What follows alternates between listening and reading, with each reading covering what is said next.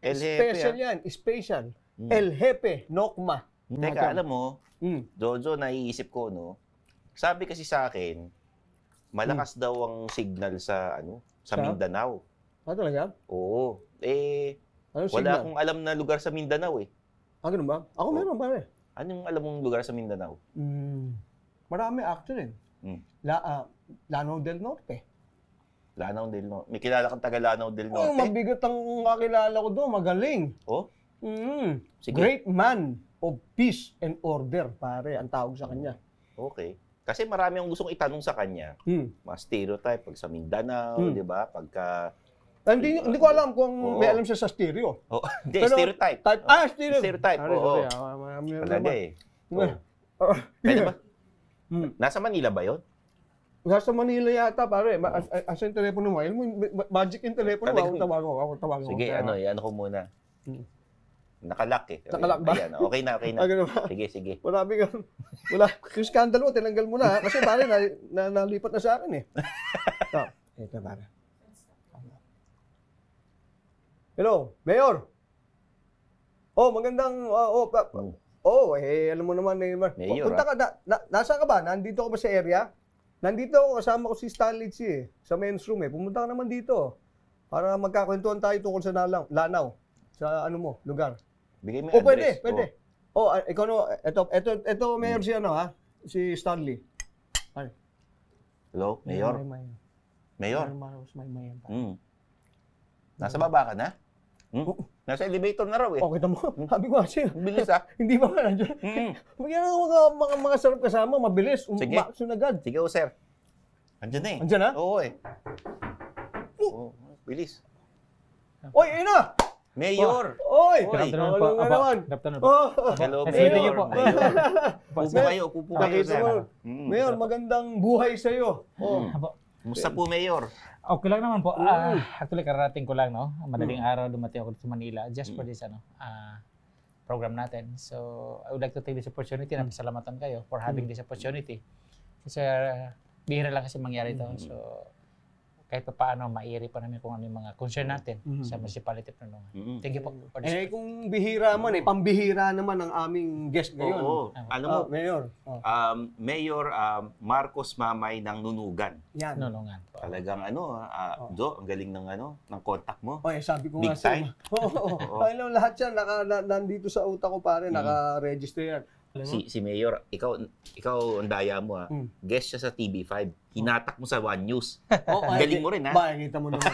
Iba ang Jano tsaka Stanley. Alam mo pare, katulad ng napag-utusan niyo ako, pare pumunta ka naman dito, approve without thinking, di ba? Pero pag-usapan natin si Mayor. Kasi si Mayor, nagulat ako. Mayor, pati yung pagbati mo ng ganun. Parang gusto na namin lumipat ng Lanao para iboto ka. Thank you pa. Hindi, kasi meron ibang charismatic agad, alam mo di ba? Mayor, matagal ka na bang into politics? Have you been a politician, a public servant for a long time? Actually, this is my last term, no? Bilang isang local executive, municipal mayor po ng municipality of Nonongan. So, this is our last term po. So, napakalaking opportunity po na napasok po natin politika, no? After defeating the seasoned politician who held the position for more than 30 years na mayor po. So, natalo po siya nung pasokin po natin. So, napakalaking challenge po sa atin, no? And during my times po na nanukulan po tayo, no? So, hindi pa po tapos yung term natin.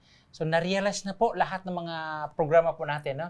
Yung naipangako po natin sa mga constituent natin. So, andyan na po lahat-lahat. Pag-artista, niyo ba inisip yung pagpasok ng pag-artista, Mayor? Dahil... Actually, I've been into showbiz also, knowing na your story po ay advisor po tayo ng Actors Guild of the Philippines at saka sa Showbiz Industry Alliance. At the same time, movie producer po tayo. In fact, yung movie po namin, in the process of editing po tayo ngayon, yung Mamay the Movie, The Great Man of Nonongan. So, ngayon po, ginagawa po natin ngayon. So, hinihintay na lang po yung theme song po na ihalo po sa natin. Sino ba kakanta? Ayun po, hinanap po namin ngayon. Yan, dyan po tayo ngayon. Gusto mo si Jano Gibbs na lang. Para maganda. Jojo, maganda boss si Jojo. Hindi, gagayahin ko na lang yung boss si Jano. Paano ba kayo?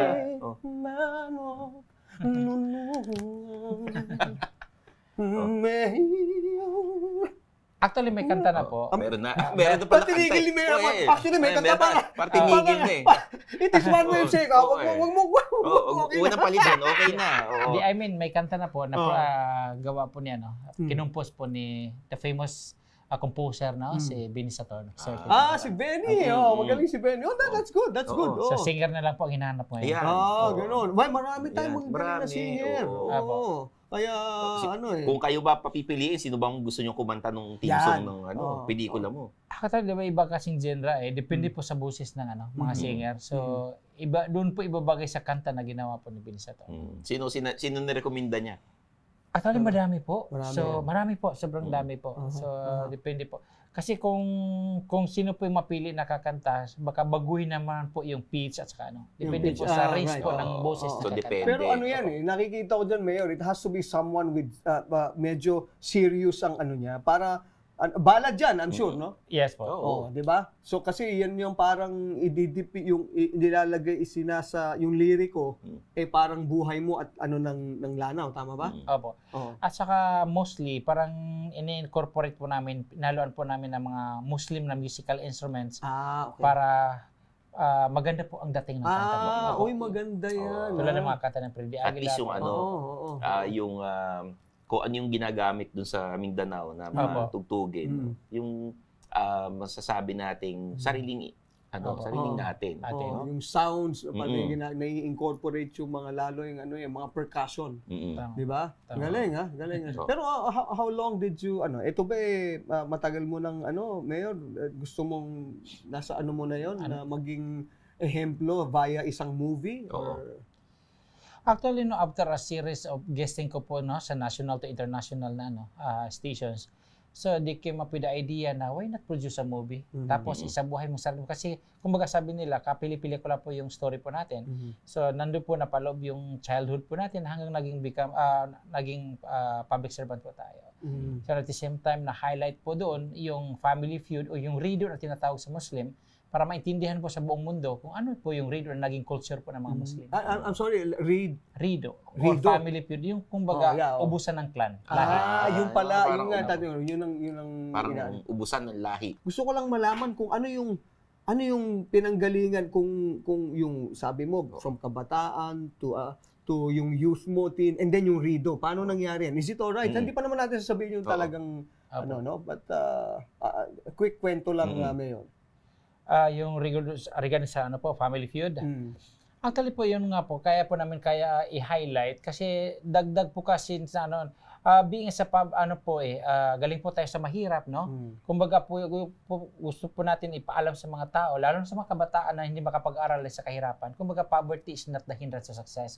So dagdag itong family feud o Rido, mahirap na, tapos dinagdagan na parang Rido, hindi po kami pwede pumasok sa school kasi baka takot po na baka ma-crossfire po kami.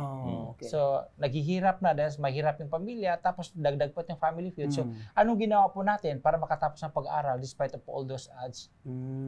I see. So, hindi naman kasama si Ding Dong Dantes dyan. Ibang family feud yun. Ibang family feud yun eh. Ibang family feud yun. Kasi, ang nunungan kasi deprived when it comes to peace and development for the past decades or to be exact 30 long years na deprive ang municipality of nunungan when it comes to peace and development.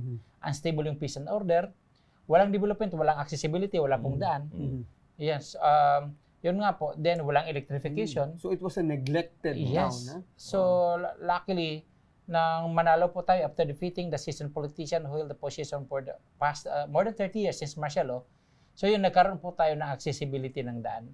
After realizing yung more than 1.5 billion worth ng concreting national road connecting 3 municipalities in the province of Plano del Norte. From municipality of Salvador to Sapad to Nunungan down to Sultan Nagadimaporo. So yan po. Pangalawa, recently, na-realize na po, na-materialize po yung electrification sa municipality of Nunungan ng more than 48 million po ang budget po ng national electrification po. Then, yung tuloy-tuloy po, nasustain po natin yung settlement ng mga family feud, ang Rido po. Kasi naging culture po ng mga Muslim. So from time to time, sinisettle po natin yung family food along with the provincial leaders, with the able leadership ng Governor Angking Quebracelia Maporo. Ang galing. So maganda pala ang relationship mo din dun sa pinaka-governor, no? Kasi importante yan. Ano? Isang line-up po kami ng governor po natin, yung mga congressmen. Mga Dimamporo family po. Kaya po, I would like to take this opportunity na pasalamatan din yung mga provincial leaders natin sa mga Dimamporo family.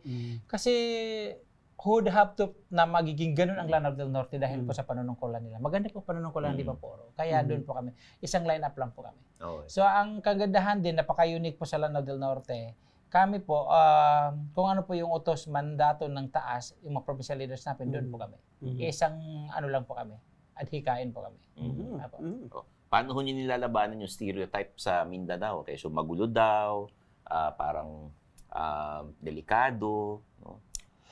Yun nga po, kaya nga from time to time po, no, especially sa mga guesting ko po, in-explain ko po, yung parang stereotyping na ang Mindanao ganito, magulo. Actually, kaya nga po, isa po yun sa dahilan ba't gumawa po tayo ng movie. Para explain po sa mga tao, panood po nila kung gano'n po katotoo, magulo ba o hindi. Actually, hindi. Kasi actually, kung noon, okay, naintindihan po natin. So ngayon kasi lalo na yung mga leaders natin ng mga baguhan ngayon magagaling din. So finokus po natin yung ano, yun, depende kasi sa leadership yan eh. Kung ang leader po nagtutulog-tulugan, so palamang matutulog din ang municipality. Yes, tulad sa akin, deprive ang municipality of Nunungan for peace and development. So ginawa po natin bilang isang leader, I am in the statement of the famous entrepreneur Mahatma Gandhi that development is the new language of peace. Development is the new language of peace. I-develop mo yung lugar, susunod na yung peace and order. Apo. So ang kinuha mo yan from the economic point of view. Tama ba? Po. So you ano ka rin Mayor, more than anything else, you're also into business. Yes po. Actually, prior to entering into politics, I've been into business for more than how many years po? More than 10 years. Importer po tayo ng assorted item from US, Japan, Taiwan, Korea, at saka iba't countries po. So yun po. Yun po ang ano natin. Pero ang ganda nung sinabi mo na yun, Mayor. No? Alam mo, Stan, naniniwala ako sa ganung type of leadership eh. Kasi pagka maraming ginagawa, Mayor, ng mga tao, hindi na iisip manggulo eh. Tama ba? Oo nga po. Pag nakita nila maganda, pamamalakad ng gobyerno. That's right. Ano pinakamahirap sa paghawak ng constituents? Yan. Ang pinaka-challenge, no, when it comes sa paghawak ng challenge, actually, sa amin kasi, again, yung family feud talaga. Kasi, yun nga, at saka, there are various factors for us to consider. Bakit nagkakaroon ng family feud dito? Yun ang pagkailangan natin. Oo nga po. Una-una, lalo sa mga Muslim, yung pride po kasi. Pride? Yes po. Kasi, kumbaga, ang dami, lalo sa Islam, ang dami kasing pinagbabawal. So, once na subukan mong magkaroon ng kasalanan sa kanila, so ipaglalaban talaga nila yan. When it comes, lalo na sa pag-religion. That's right. So, ayaw po nila na, kumbaga, inaapakan po yung mga pride nila.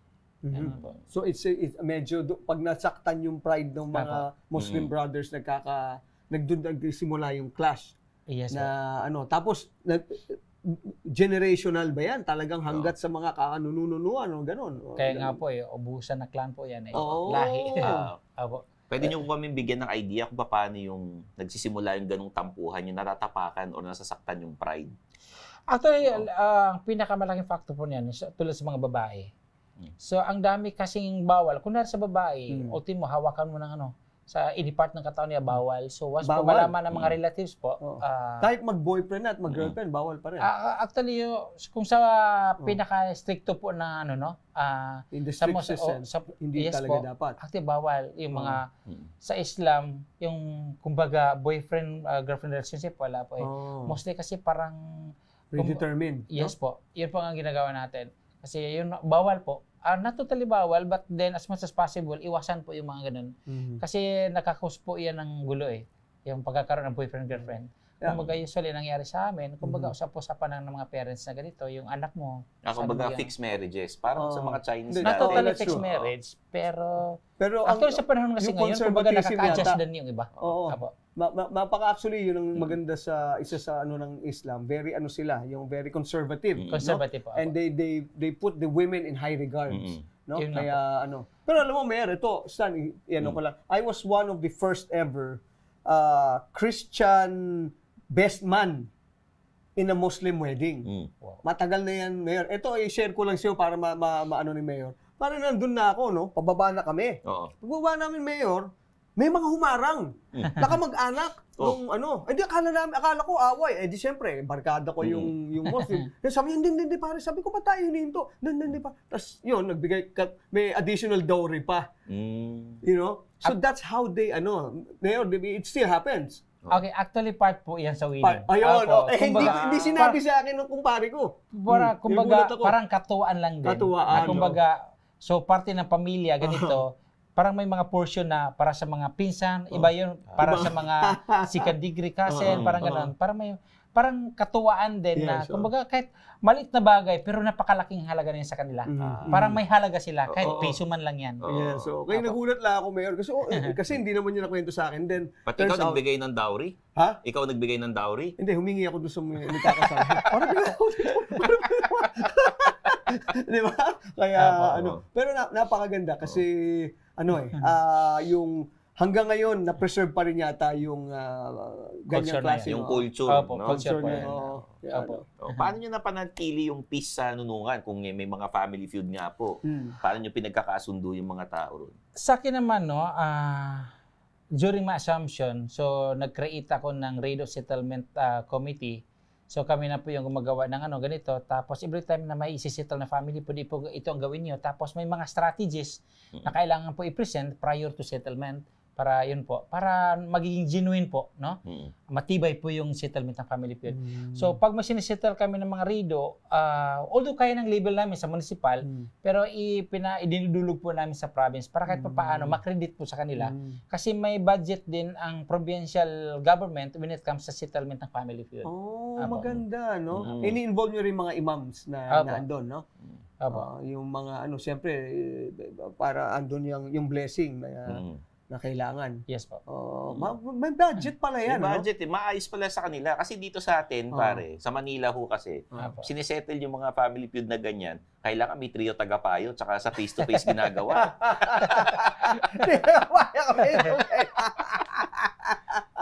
Hindi, pero maigi naman yung ganun. At least yung, lalo na yan, local government, di ba? Mayor, at least involved lahat ng sangay. Nandun yung local government at saka yung parang pinaka-head lahat ng heads ng Ayun po. Again, kaya po napaka-unique po sa Lanao del Norte. Kasi kung ano po yung utos sa amin ng provincial government with the able leadership ni Governor Angking Quebrasadi po, yun po ang sinusunod namin. So, napakaganda po, napaka-smooth po na governance namin sa Lanao del Norte. Galing. In fact, Lanao del Norte, isa po yan sa pinaka-peaceful sa buong Region 10. Kasi, anong nakapaka-unique din, kasi ang composition kasi ng Lanao del Norte, sabi natin 50-50, 50% Muslim, 50% Christian. Tapos si Governor sa kasi Angking, nag-asawa po yung Muslim sa Christian. Si dating Christian, si Congressman naman, Muslim din. So, nag-asawa po sila. So, naging na-balance po ang Lanao del Norte. So, napakaganda po na pamamahala po sa Lanao del Norte. Mayor, sa dami ng ginagawa nyo, syempre, constituents, sinasikaso, may pelikula pa kayo. Paano yung oras sa pamilya? So, actually, I spend most of my time, my quality time with my family, and apart from it, I used to join religious activities in order to strengthen my Islamic faith.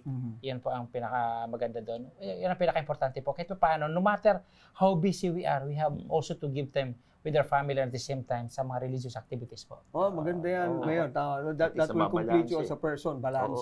Di ba? Yes, how many kids do you have, Mayor? Ilan? I have 4.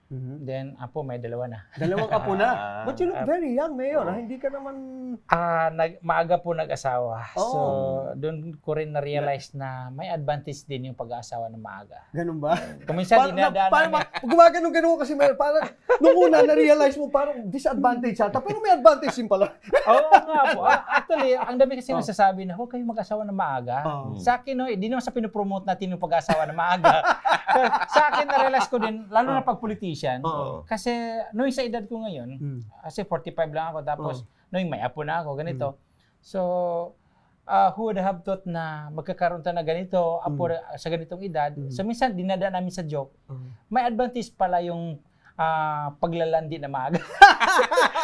Parang joke-joke lang. Lolo na mukhang bata. Lolo mukhang bata di ba? Actually kasi sa akin, bakit advantage yan sabi ko? Knowing na ako, politician ako. So, kung hindi ako nagsawa na maaga, hindi ako magkaroon ng anak na nasa tamang edad na pwede ko ipalit sa sarili ko knowing na last term na ako. So ngayon, may pwede na ako ipalit kasi nandiyan yung anak ko na nasa tamang edad na. Right. Kung matagal ako nag-asawa, sumalit pa yung anak ko, sino yung papalit? Tama. Tsaka pati mentoring mo, Mayor, okay pa rin, di ba? Kasi kung medyo may edad na. Medyo upbringing po ang pinaka-importante. Oo, yung upbringing. Tsaka mentoring mo, kung sila na, medyo okay ka pa. Kung ba makakasabay ka pa rin alam mo pa rin, sharp ka pa rin, di ba? Yes. Tsaka pinakamalakas, sorry, Mayor, 45. Ayun ang pinakamalakas na putok. 45. 45 di ba? Kalibre 45. Diba? Pangalawa po, yung mga kapaanak natin, parang mga kapatid lang din natin. So, sarap sa feeling. So, nakakabanding mo sila. Mahirap na yung matanda na tayo, tapos hindi natin nakasama yung mga anak natin kasi matanda tayo. Parang yung baga. So, may advantage din kahit pa paano. Ilan ang lalaki, ilan ang babae mo, Mayor? Dalawa po. Dalawa, galing parang balance, Ang panganay mo lalaki. Babae. Dalawang babae magkasunod, dalawang lalaki din magkasunod. Yung tatlo may asawa na, tapos yung pinakabunso wala pa. I see. Ba, ang ganda ng magandang kombinasyon. Kombinasyon ni Mayor. Maganda rin naman yung patunguhan nila kasi mga anak din ng mga kapwa ko politician, mga mayor din. Yung panganay ko, asawa niya lawyer, pamangkin din ng isang mayor. Tapos yung pangalawa, asawa ng kasama naming mayor din, yung anak niya. Tapos pangatlo, yung pamangkin din ng isang mayor at saka ni congressman. Okay. Mayor, kung magbabakasyon kami sa Lanao, may mga tourist spots ba kayo marirecommend sa amin dyan? Okay, talking about the tourist spots, you are very much welcome to visit Nonongan. So I would like to take this opportunity, talking about sa tourism, na i-mention natin kung ano yung potential meron po ang municipality of Nonongan. Meron po tayong 3 lakes, meron po tayong 4 na waterfalls, may 5 caves po tayo. Din ang pinaka-famous po sa atin yung wild berries po na naging abundant po sa municipality of Nonongan that hopefully magiging wild berries capital po tayo sa buong Pilipinas. So ngayon po nag-establish po tayo ng strawberry farm, magkakaroon din tayo ng grapes at saka yung dragon fruit po sa municipality of Nonongan. So magiging food basket po sa buong Region 10 ang municipality of Nonongan soon. Gaano kalaki ang Lanao del Norte, Mayor? Actually, malawak po ang Lanao del Norte. Actually, ang municipality of Nonongan, yun ang pinakamalaking municipality when it comes sa land area sa buong Lanao del Norte. Okay. At saka napaka-potential po when it comes sa ecotourism. At saka siya po, ano po ang tinuturing na Little Baguio po sa Mindanao. Oo nga, malamig kasi doon Paano ba nagkaroon ng wild berry sa Nonongan? Actually po, kusang tumubo po yan. So, ibig sabihin, once na tumutubo yung mga wild berries, ibig sabihin malamig po ang lugar. Tsaka cool ang mayor. Yes po. Cool ang mayor. Cool ang mayor.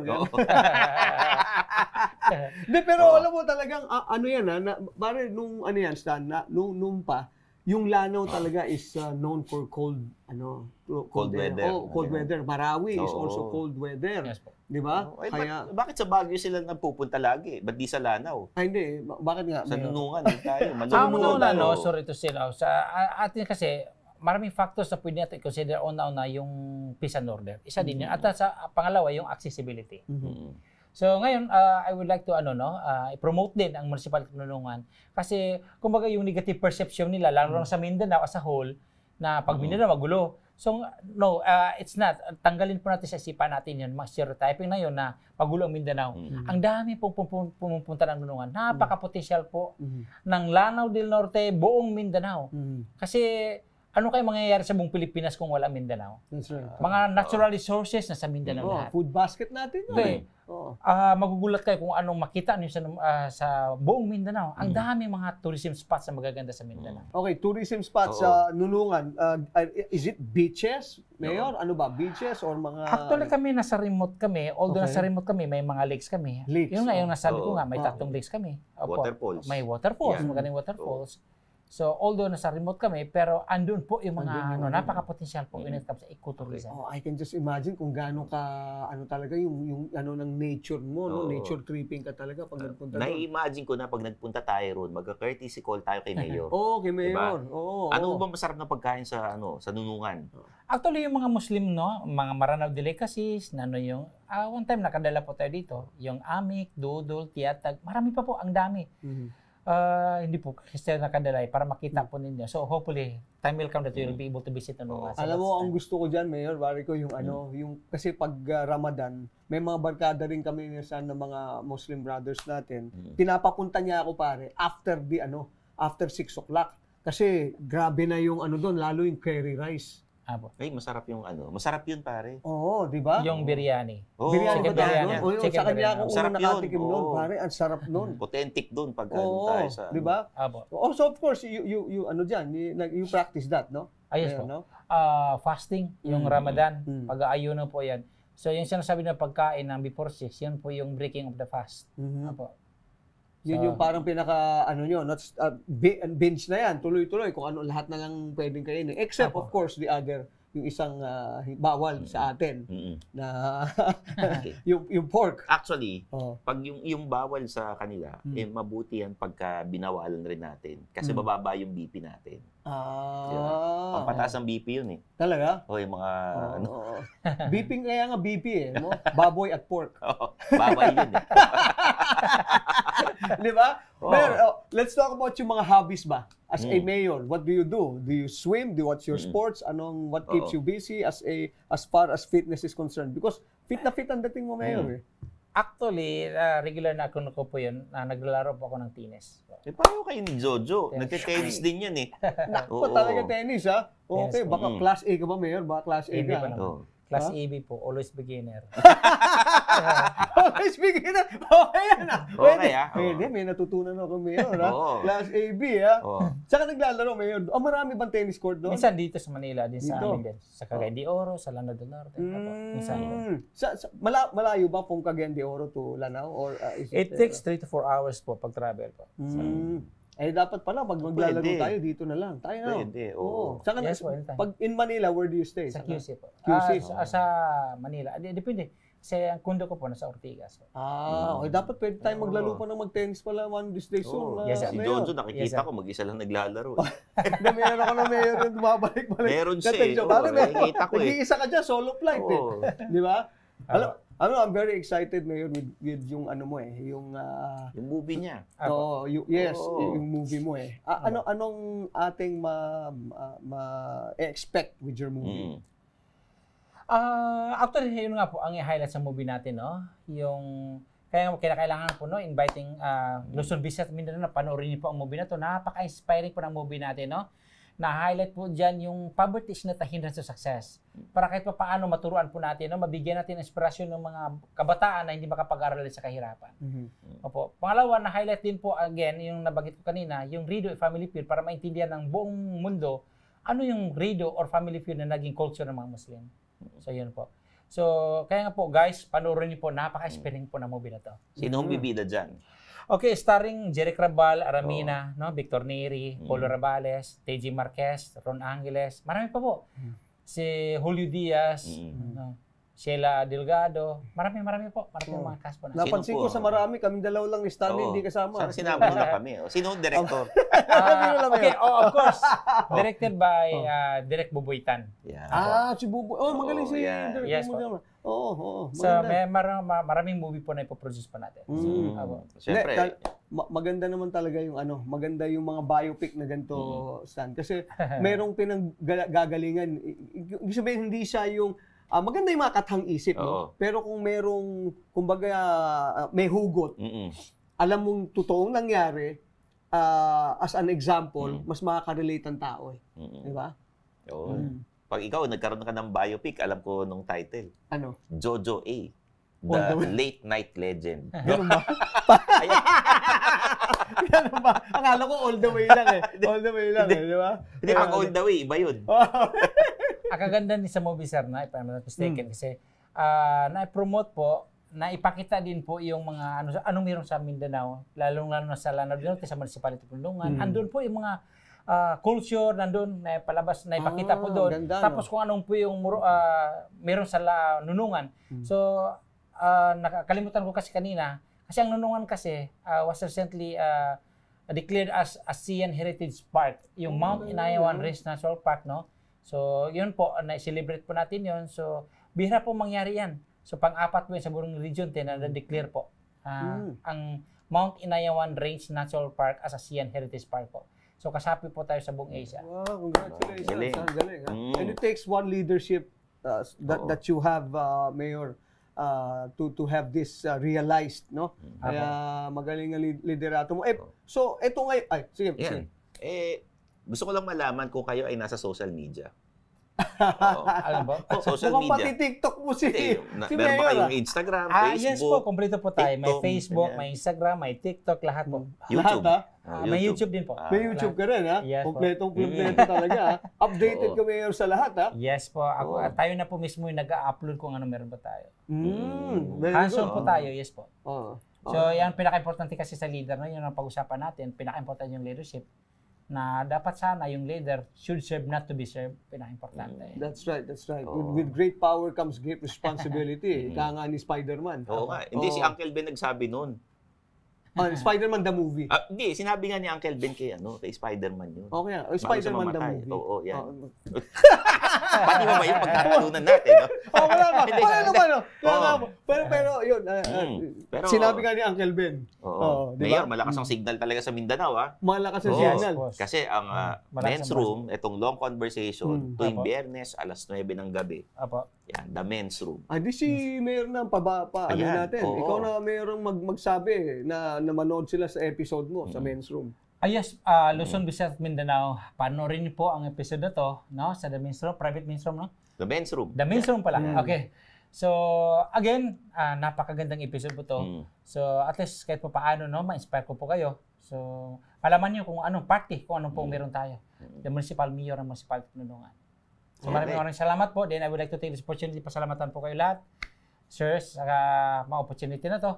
Sa One News. One News, yan. So, yun po. Maraming salamat po sa opportunity. Thank you so much. Maraming salamat din sa iyo, Mayor, for making time.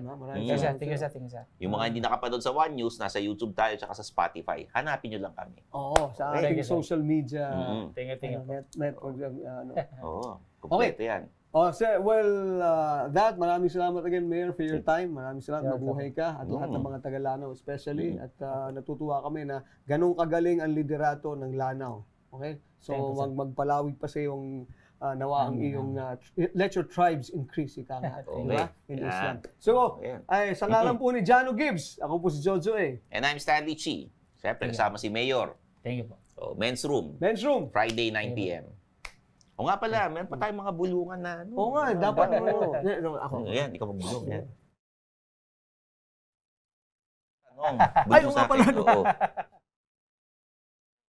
Ano yung sagot, Mayor? Ano sagot, Mayor? Doon mo sa akin. Ito po ang tunay na Marites.